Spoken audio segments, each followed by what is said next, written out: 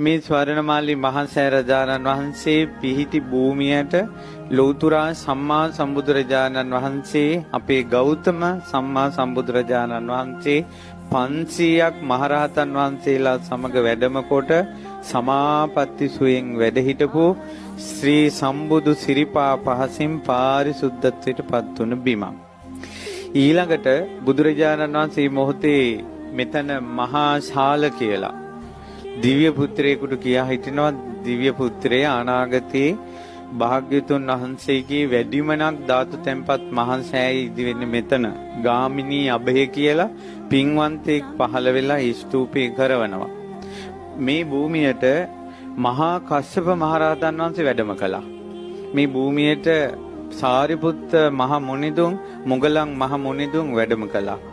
ඉතින් මහා කස්සප මහරහතන් වහන්සේට මේ කාරණා හොඳට මතක හිටියා.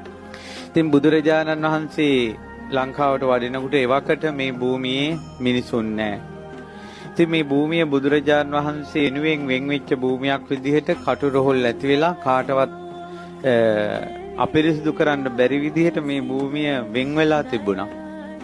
මිහිඳු මහරහතන් වහන්සේගේ වචනේ මිහිඳු මහරහතන් වහන්සේ සපු මල් අරගෙන දේවානම්පියතිස්ස රජුරු ඉදිරියේ මේ භූමියට ඉස්සා මේ පොළොව කම්පා වුණා. ස්වාමිනී අයි පොළොව සෙලුනේ. මහරජා අනාගතේ මහා ස්තූපයක් ඉදි වෙනවා මෙතන. තුන් ලෝකේටම අසදෘශ ස්තූපය. ඉතින් ස්වාමිනී මම කරන්න නෑ. ඔබට ගොඩක් කටයුතු තියෙනවා. ඔබගේ මුණුබුරෙක් ඉන්නවා ගාමිණී අබේ කියලා අනාගතේ. එතුමා තමයි මේ ස්තූපය